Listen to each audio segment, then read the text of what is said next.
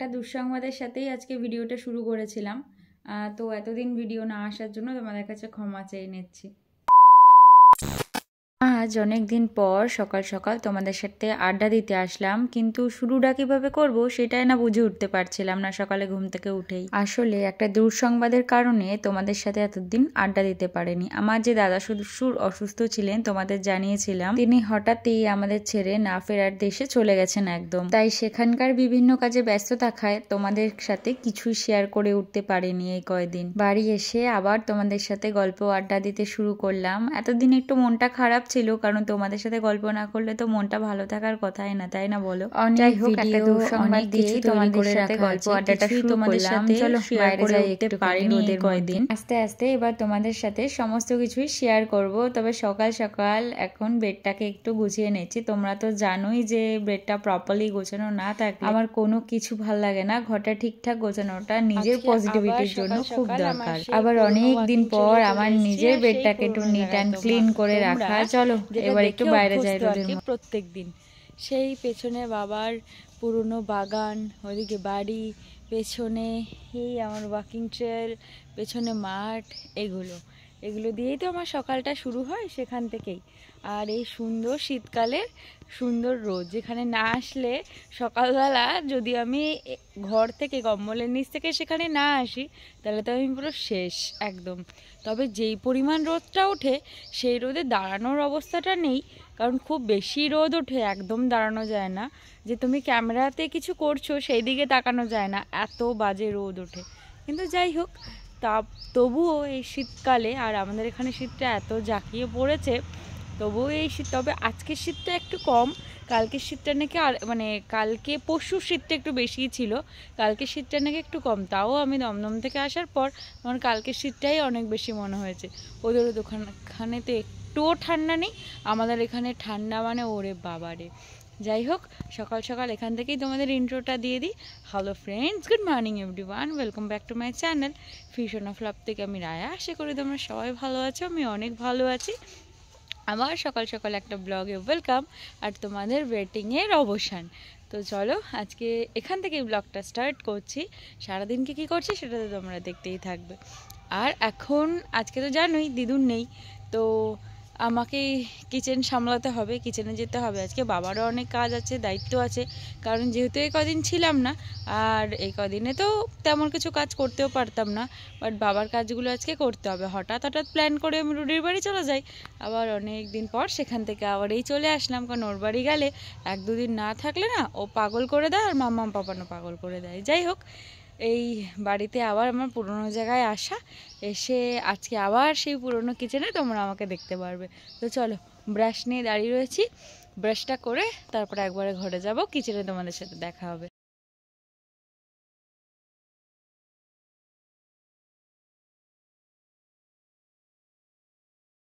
আমাদের এখানে ঠান্ডাটা এতটাই বেশি যে দেখো, ওকে স্নান টান করিয়ে আবার সোয়েটার পরিয়ে দেওয়া হয়েছে। একটা পঞ্চু কিনে দিয়েছিলাম ওকে, সেটাই ওকে পরিয়েছে। কি সুন্দর লাগছে না ওকে দেখতে? এই আমি কিচেনে এসে হাজির হলাম, কারণ এখন তো রান্না বান্না করতেই হবে। আর জানোই হ্যান্ড ওভার হয়ে গেছে রান্না আমার হাতে, তাই এখন রান্না বান্নার দায়িত্বটা আমারই পড়েছে। গ্যাসটাও নাকি ঠিকঠাক জ্বলছে না, কি অবস্থা বলো? এই গ্যাস জ্বালিয়ে দিয়েছি। এবার আজকে ফার্স্টেই হবে হচ্ছে মাছ। মাছের জন্য মা এই বেগুন কেটে রেখেছে, একদম মানে গোটা গোটা বেগুন। আর এদিকে হচ্ছে এই দেখো, এই মাছ মানে ওই পোয়া মাছ হয় না ওটা, আর এই মাছের মাথা দিয়ে হবে হচ্ছে এই যে লাউ। আর আমি অলরেডি এই পোয়া মাছগুলো সবসময় আমি রান্না করতে চাই একটু কালো জিরে ফোড়ন দিয়ে, নর্মাল সিম্পল, বাট আজকে সেরকম হবে না, আজকে একটু পেঁয়াজ দিয়ে ঝাল ঝাল করবো। তো অলরেডি পেঁয়াজ কেটেছি, আর এই পেঁয়াজ কাটতে গিয়ে আমার নাজেহাল অবস্থা, চোখ দিয়ে জল বেরিয়ে এই হয়ে সেই হয়ে একদম অবস্থা খারাপ। অলরেডি পেঁয়াজগুলো আমার ভিজিয়ে রেখে দিয়েছিল, কিন্তু এত ঝাঁজ আর নেওয়া যাচ্ছে না, মানে কেঁদে একদম ভাসিয়ে দিলাম, যেন মনে হচ্ছে কি না কি হয়ে গেছে একদম এই পেঁয়াজ কাটতে গিয়ে। চলো, অলরেডি এটা গরম হয়ে গেছে, যেহেতু মাছ ধরে ফেলেছি সেহেতু হাত ধোয়াটা মাস্ট। আর তেলটা একটু ভালো করে গরম হবে, তারপরেই মাছগুলো দেবো, নয় না মাছগুলো লেগে যায়। আগে একটুখানি আমি চেষ্টা করি মাথাগুলো ভেজে নিতে। তাহলে কি হয়, মাথা আগে যদি ভেজে নিই তাহলে একটু কড়াইটা তেতে থাকে, তাহলে মাছগুলো ভাজতে আমার অসুবিধা হয় না, যদি মাথা থেকে থাকে তো। না হলে নর্মালি মাছ ভাজতে শুরু করি। আর এই বেগুন দিয়ে কেমন রান্না হবে আই ডোন্ট নো। মা রেসিপি দেখে আর এক একটা করে আমাকে অ্যাপ্লাই করতে বলে, আমিও আবার তার উপরে আবার এক্সপেরিমেন্ট চালাই। এই চলছে। তেল অলরেডি গরম হয়ে গেছে, মাছের মাথাগুলো দিয়ে দিই। এবারে তো ফাটাফাটি শুরু হবে।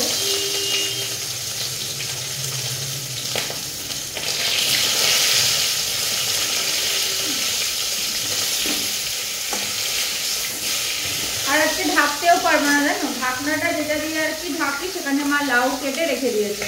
তো যতক্ষণ না লাউ হবে ততক্ষণ তো আমি ঢাকনা দিয়ে ইউজও করতে পারবো না, এটা একটা প্রবলেমের বিষয়। মায়ের তো আবার আমিষের জন্য মশলার বাসন আলাদা, বাসন নয় মশলা যেখান থেকে আর কি ইউজ করে সেটা আলাদা, আবার নিরামিষেরটা আলাদা। নিরামিষেরটা আমিষে ইউজ করা যায় না, আবার আমিষেরটা নিরামিষে ইউজ করা যায় না, এমন ব্যাপার আছে। তা সেখান থেকে একটু হলুদ আর একটুখানি নুন দিয়ে দিলাম। এবার এটা এটার মতন ভাজা হতে থাকে, একটু কড়া ভাজা করি মাথা আমি, যেন ভাঙতে অসুবিধা না হয়। আর পুরো মাথাটার মধ্যে না মানে পুরো লাউ বা যাই আমি রান্না করি পুরো একদম গুঁড়ো গুঁড়ো করে দিই। গুঁড়ো করে একটু মাখিয়ে দিই, তাহলে কি পুরো মানে জিনিসটা একদম ঢিলু টিলুগুলো পুরো লাউটার মধ্যে যায়, খেতে একটু বেশি ভালো লাগে। আর না হলে আমি তো মাথা খেতে ভালোই বাসি, জানো গোটা গোটা মাথা খেয়ে নেওয়া আমার পক্ষে কোনো প্রবলেম নেই। এই জন্য আমি ওখানে গেলেই মাছের মাথা দিয়ে ডাল রান্না করে আর আমার জন্য মাথা রেখে দেয়। আমি মাথা কাটা খেতে খেতে চিবিয়ে চিবিয়ে মানে পাগল করে যায়। ওখানে কাকগুলো, ওখানকার বিড়াল টিড়াল কুকুরগুলো বুঝতে পারে মানে মাথা চিবাতে বা কাটা চিবাতে দেখবে যে আমি এসেছি ওইখানে। মানে ওরকম করে তো মাছের মাথা চিবিয়ে না রুটি খায়, না মাম্মাম খায়, না পাপান ওরা কেউই অত পছন্দ করে না। আমি যাই দেখে এখন এত মাছের মাথা আনা হয়, নাহলে ওরা মাছের মাথা খেতে কেউ পছন্দ করে না। রুটি তো কাটা খেতে একদমই পছন্দ করে না, ওটা তো একদম ছেড়েই দাও। ও খেতে বসলে বলে এবার তো ওঠো, আর গাড় গুঁড়ো গাড়া করতে হবে না, এবার উঠে যাও। এই কুকুর বিড়ালগুলো আমার এখানে লজ্জা পাবে তোমাকে দেখি, এরকম বলতে থাকে। কিন্তু আমার ভালো লাগে মাছের মাথা খেতে, আমার এত ভালো লাগে। মানুষের মাথাও যেমন ভালোবাসি খেতে, তেমন মাছের মাথাও ভালোবাসি খেতে। তবে এটা হতে থাকে। তেলে যে এদিকে অলরেডি গরম হয়ে গেছে আর মাথা ভাজাও কমপ্লিট হয়ে গেছে। এবার আস্তে আস্তে মাছগুলো দেওয়া শুরু করবে। এবার মাছগুলো দিলেই তো ফুটুস ফাটুস ভাজা শুরু করবে। মাছেরও মাথা দিয়ে স্টার্ট করবো আজকে। হাতে না, কিন্তু আমার মাছে আমি মাছ দিলে কখন যে ফুটুস ফাটুস ভাজতে থাকে এটাই হচ্ছে সমস্যা। চেষ্টা বেশি 3টে করে দিয়ে দেওয়া যাবে, তাহলে একটু তাড়াতাড়ি হয়ে যাবে। না মাথাগুলো 3টে দিয়ে তারপরে তেল তাতা আছে, বেশি সময় লাগবে না, অসুবিধা নেই।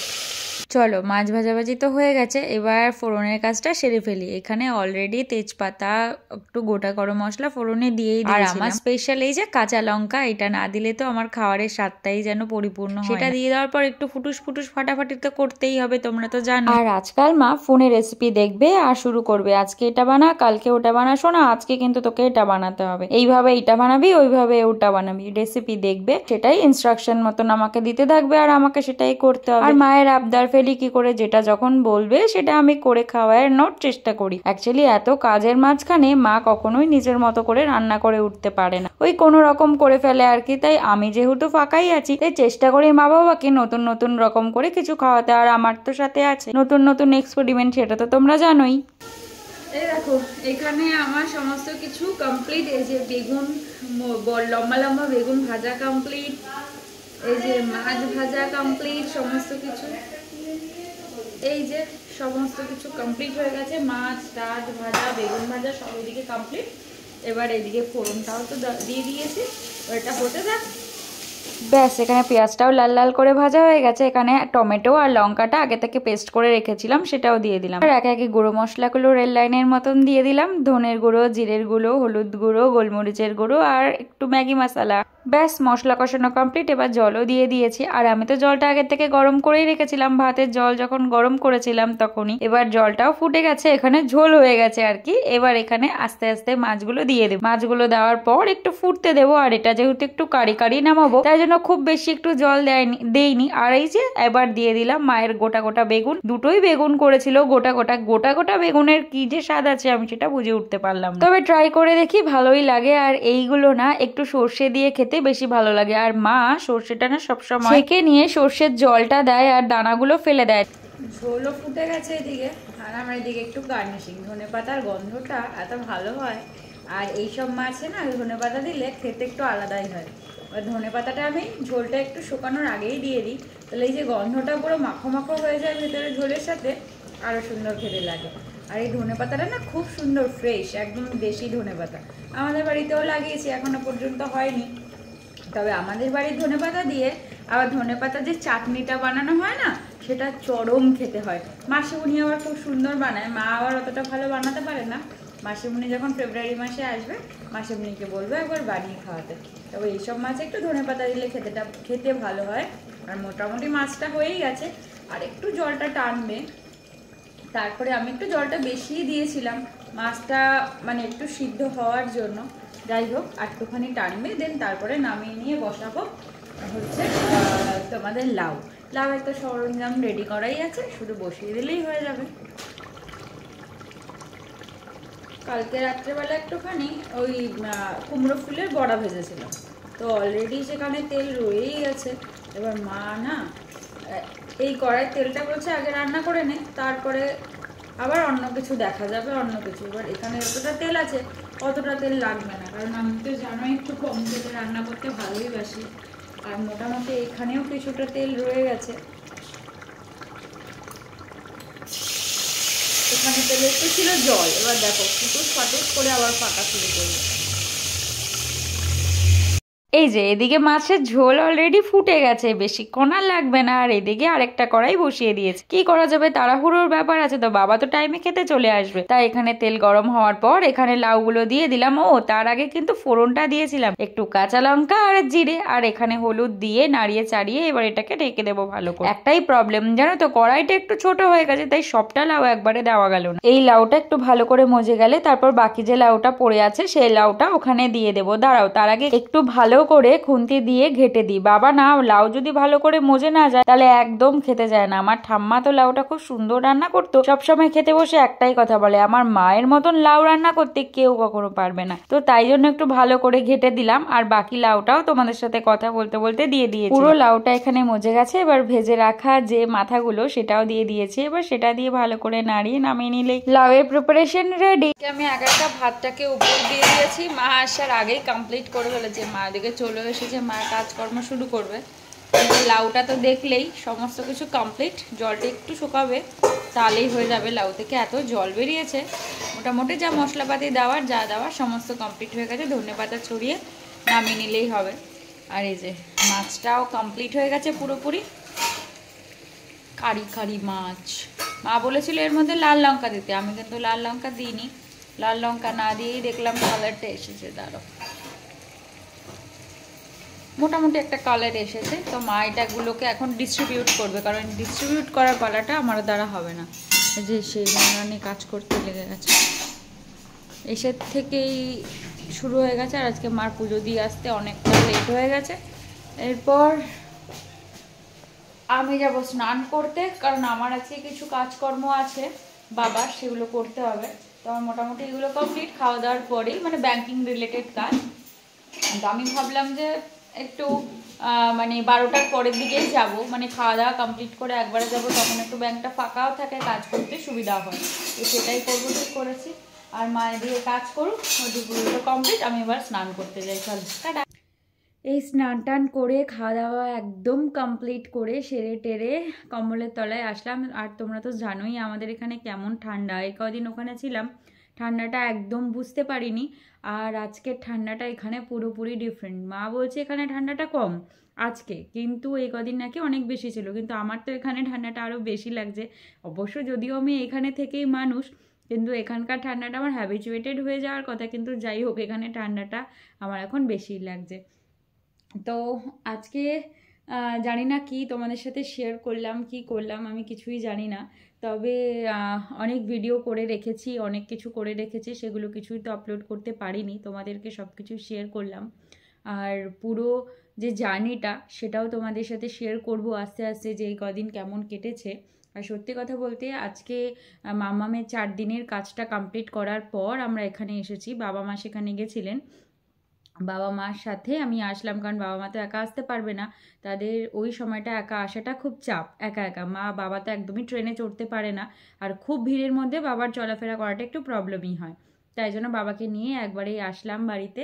তো আজকে কি শেয়ার করেছে জানি না, বারবারই বলছি, তোমাদের কাছে ক্ষমা প্রার্থনা যে এতদিন তোমাদেরকে ভিডিও দিতে পারিনি। তোমরা প্লিজ পারলে একটু ক্ষমা করে দিও। আর দেখো ভিডিওগুলো আস্তে আস্তে সমস্ত কিছুই আসবে।